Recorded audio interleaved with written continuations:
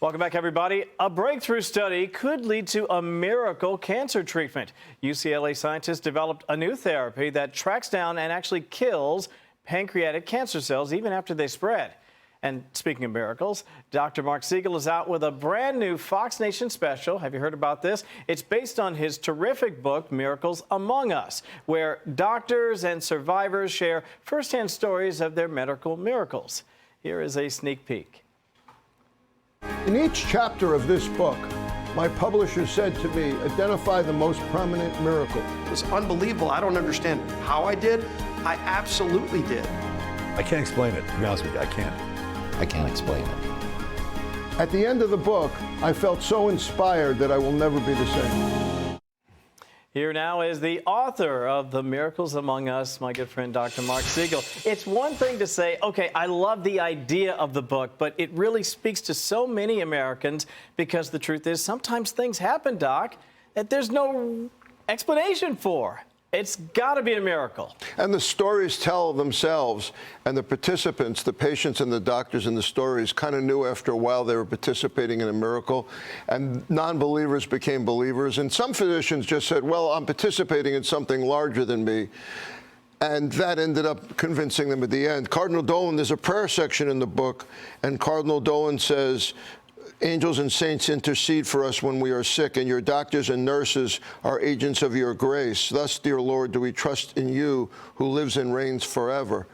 And Steve Scalise said that when he was on the ball field, he felt that the emergency personnel coming to him were like angels coming to him.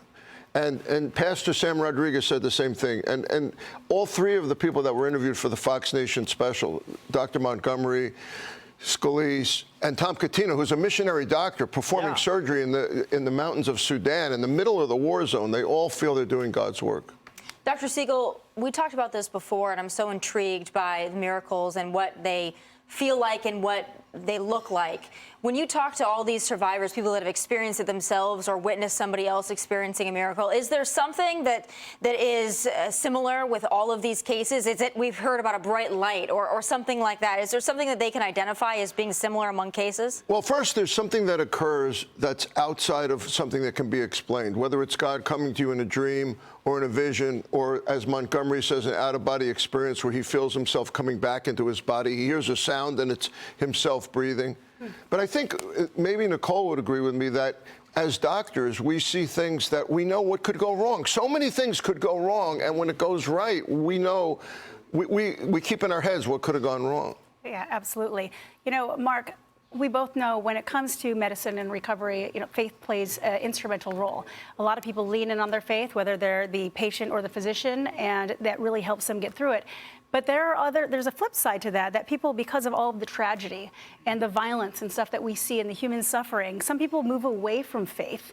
You know, what kind of is the message in the book to try and capture those people about moving away from faith is absolutely the exact opposite thing that should be That's happening? a fantastic point, because one of the reasons I wrote this book is because of the trend towards physician-assisted suicide, people going into hospice too soon.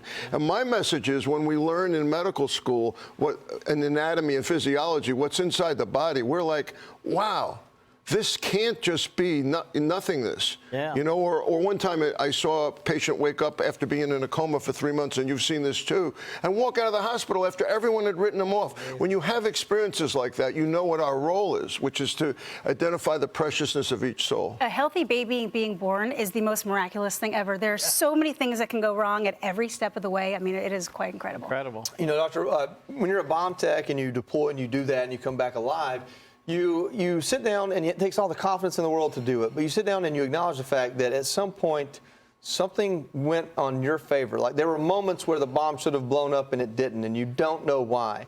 And you factor that into your success rate. Hey, you know, I have to have faith to get this done.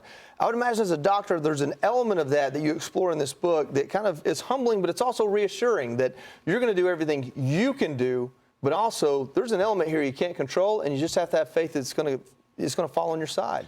Tom Scalia of Maryland Shock Trauma is in the book, and he says, look, there's a 1% chance they're going to survive this bad injury to the head, right? I said, what are the chances he's going to fully walk out of the hospital? He says 0. But he has big debates with people that are more religious than him. Yeah. And I don't care about that. I care that what occurs in the book are true miracles. Joey, could I ask you about your miracle? Sure.